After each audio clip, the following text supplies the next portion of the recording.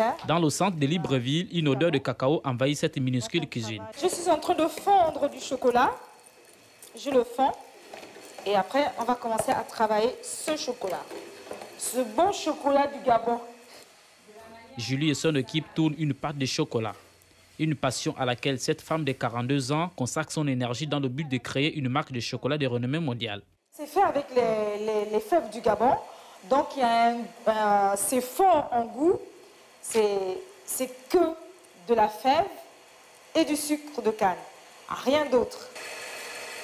Pour lui donner un goût particulièrement inimitable, Julie doit ajouter à son chocolat du gingembre, de l'orange et même du piment. Parce qu'on travaille vraiment de manière artisanale.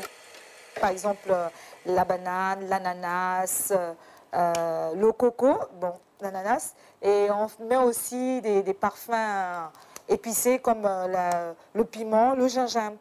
Donc ça, c'est notre particularité. En 2006, elle ouvre son premier magasin et décide de ne plus envoyer des fèves pour être transformées en France. Désormais, son équipe contrôle le processus du début à la fin.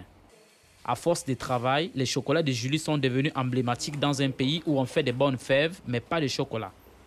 Hervé, son époux, est une aide précieuse dans ce projet. Nous avons maintenant tous les outils de production qui nous permettent, depuis la fève jusqu'au chocolat de dégustation, de faire nous-mêmes toutes ces différentes étapes de transformation. Achetées chez les paysans, les fèves proviennent en grande partie de ce petit champ. L'entretien est un travail harassant. Hervé vérifie les cabosses de cacao. Elles seront récoltées pour ensuite devenir du cacao bio dans l'usine de transformation. On mange ça, c'est très bon. Ah. Très très bon.